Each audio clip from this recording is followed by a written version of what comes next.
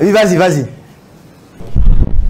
Bonjour tout le monde. Bonjour. Je suis obligé déjà de me présenter. Bonjour docteur. Vous avez... La dernière fois qu'on s'est vu, désolé, je suis obligé de faire ceci. C'était à Bastos, à Super U. Et donc, j'ai eu à voir plusieurs de vos vidéos, lire plusieurs de vos textes. J'ai même écouté votre chanson. Je revenais de mes cendres. Et donc, ce jour, je vous ai dit, je sais qu'il n'y a pas de hasard et ça fait 2 ans que je sais que je tourne en rond dans ma vie, financièrement seulement, je précise.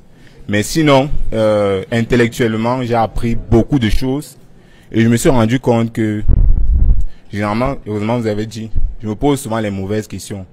Et ma question, elle est personnelle. Comment est-ce que je pourrais gagner de l'argent à coup sûr, chaque jour?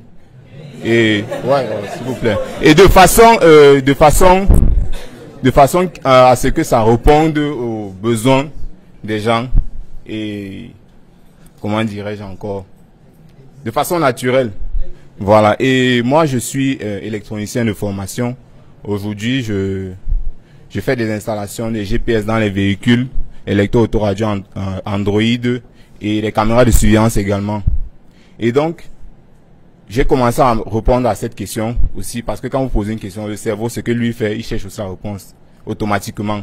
Je me dis, pourquoi je ne serais pas boulanger? Mais première chose, j'ai pas de compétences.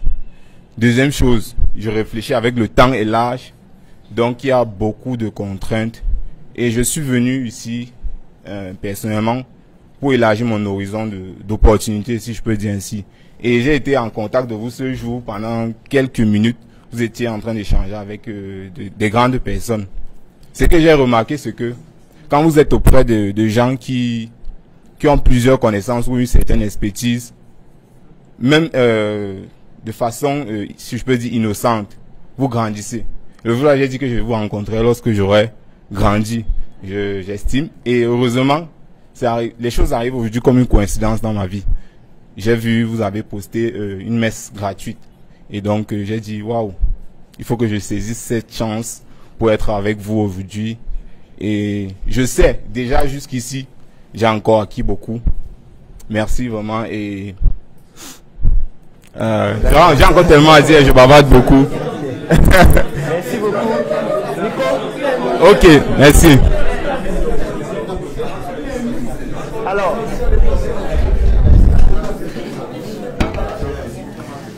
voici exactement le problème que nous avons. C'est pour ça que j'ai voulu que le thème soit la réussite par les erreurs. Il a posé quelle question? Il a posé cette question en combien de temps? C'est un gros problème qu'on a. C'est un gros problème. Et on remarque beaucoup ça pendant les conférences. Quelqu'un dit, lève le doigt. Question, on lui donne le micro. Alors, je m'appelle Armand Atefak. J'ai eu un parcours brillant dans le domaine de l'aéronautique. Depuis 8 ans, j'ai travaillé à Camerco. C'est vrai que c'est très difficile là-bas. Nous essayons de nous battre pour pouvoir satisfaire les clients. Je travaille avec une assistante qui s'appelle Mireille. Mireille, c'est une femme brillante qui fait un travail extraordinaire. Et c'est vrai que depuis que j'ai commencé à suivre votre conférence, je suis marqué par votre parcours. Vous avez fait la médecine, vous avez... Mon frère. Est-ce que tu peux poser la question? Parce que moi, j'appelle ça les parasites du cerveau. Je m'explique. Parce que c'est la même chose qui va se produire quand vous allez vouloir vous poser des questions concernant votre projet. Il y aura des parasites qui vont faire que vous allez vous agripper sur la mauvaise chose et développer ça. Si tu as une question à poser, comment on fait pour gagner de l'argent chaque jour? Point. C'est tout. Il faut être précis, concis. Plus on est précis et plus ce qu'on met en place comme solution est chirurgical. Encore qu'à la question qui est celle de savoir comment gagner de l'argent chaque jour, c'est une question qui n'est pas précise. Gagner de l'argent chaque jour. D'abord, c'est quoi l'argent? Est-ce que vous savez qu'un numéro de téléphone, c'est de l'argent? Oui, parce que l'argent, la définition littérale, c'est toute valeur monétaire. Et une valeur monétaire, ça peut être un numéro de téléphone. Une valeur monétaire, ça peut être un terrain. Une valeur monétaire, ça peut être votre base de données ou toute autre chose qui peut être cette fois transformée en monnaie. La monnaie qui est maintenant les billets. Et maintenant, il y a plusieurs types de monnaie. La monnaie peut être électronique, elle peut être fiduciaire, qu'on peut physiquement détruire comme les billets de banque. Elle peut être scripturale, privée et tout ce que vous voulez. Donc la question n'est pas précise. Quand tu dis comment gagner de l'argent chaque jour je peux te donner un numéro de téléphone et tu viens de gagner de l'argent. Je te donne chaque jour un numéro de téléphone. C'est à toi d'aller transformer ce numéro de téléphone en monnaie que tu vas utiliser pour la convertir ou alors pour effectuer une transaction avec le boutiquier en lui demandant le pain au chocolat. Le boutiquier ne veut pas le numéro. Le boutiquier, quand il s'est posé sa question, c'est pas qu'il veut les numéros à la fin de la journée, non. Il veut les billets. Il ne veut même pas le momo. Il dit que va effectuer le retrait. Tu viens avec l'argent physique là que je vais arrêter et voir d'abord si c'est un bon billet. Donc la question n'est pas bien posée. Et même si la question était bien posée, il faut bien délimiter le montant. Parce que c'est combien que tu veux gagner par jour? 5 000, 500 000, 500. Parce qu'en fonction de la question, les réponses ne sont pas les mêmes. Quelqu'un qui se pose la question, je veux gagner 500 000 francs par jour à partir de lundi prochain, le 22 septembre 2023. Ah, il ne va pas avoir les mêmes actions que celui qui veut gagner 50 000. Non. Donc vous voyez que le simple fait de se poser la mauvaise question pousse à des mauvaises actions, à un mauvais projet. Imagine alors si tu n'as même pas de montant. Tout ton objectif, c'est juste de gagner de l'argent chaque jour. Alors, ce qui va se passer, c'est que quand tu vas réfléchir aux solutions, tu vas aussi réfléchir à des solutions vagues. Et c'est comme ça que tu vas tomber sur la mécanique que tu vas commencer à faire, ou je sais pas, la plomberie, parce que tu vas te dire, du moment où je peux gagner de l'argent, et je gagne seulement. Non, ce n'est pas une bonne question. Et même pour pouvoir mettre en place ce genre de solution, il faut se poser plusieurs questions. Dès que tu t'es posé la question concernant le montant que tu veux gagner par jour, il faut se poser la question sur les compétences que tu as. Quelles sont mes compétences? Tu les listes. Ces compétences peuvent me permettre de faire quelle activité? Tu listes les activités possibles grâce aux compétences que tu as déjà. En fonction des activités que je peux faire, quelles sont les activités que je peux démarrer en dépensant le moins de ressources, qu'on appelle les activités efficientes? Tu listes. Cette activité, je peux démarrer ça dès maintenant sans avoir besoin d'investir parce que je sais le faire. Cette activité, peut-être, il faut ouvrir la boutique. Cette activité, il faut que j'ai le capital, ainsi de suite. Et c'est en fonction de tout cet algorithme de questions que tu te poses que tu verras la meilleure activité à faire. Sauf que très peu de personnes se posent ces questions. On se dit, je veux gagner de l'argent chaque jour. D'accord, qu'est-ce qui est possible là? J'ai vu qu'on peut être community manager. D'accord, allez, c'est lancé. Venez avec vos pages. Vous voyez? Après, quelqu'un devient... Je dis, les plus chanceux vont finir fous. Ça, c'est ceux qui sont chanceux. Les plus chanceux, après peut-être 2 mois, 6 mois, il aura des clients, hein, les gens vont le contacter. Oui, j'ai vu que tu es community, voilà ma page. C'est combien? 25 000 le mois. Allez, encaissez, Momo. Tu as aussi ta page, 50 000. Il gagne de l'argent chaque jour, n'est-ce pas? Sauf que maintenant, le client appelle me et dit, tu n'as pas publié hier, là. Qu'est-ce qui se passe? Tu sais quand même que c'est 1 mois, non? Il commence à dire, mon père est mort. J'avais deuil. Mon ami, il n'y a pas de mon père est mort quand tu as mon argent. Aucun décès n'est permis. Tu dois faire le travail pour lequel j'ai payé. Ton père n'est pas de ma famille. Qu'il meure ou qu'il vive, je suis désolé, mais ça ne me dit rien. Ou tu me rembourses, ou tu fais le travail. Tu commences à dire, vous voyez, les Africains sont toujours comme ça. Non, ce n'est pas une question des Africains. C'est une question du fait qu'on ne sait pas poser la bonne question ou les bonnes questions. Et je suis sûr que la plupart d'entre vous, les activités que vous êtes en train de faire actuellement ne correspondent pas aux bonnes questions à se poser concernant votre profil. Est-ce que tu comprends? En fait, tu n'es pas en train de te poser les bonnes questions. Tu es en train de faire un travail qui peut-être ne répond pas à la réelle question que tu te poses. Et le plus gros problème aussi, c'est que parfois, il y a des questions qui sont tabous, qu'on n'arrive pas à se poser à soi-même. Qu'on refuse d'admettre que ce sont des questions qu'on devrait se poser soi-même.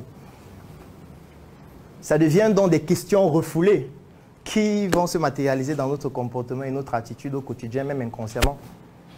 Est-ce que vous savez qu'il y a des personnes qui aiment le sexe et qui aimeraient avoir un rapport sexuel au moins 2 fois par jour?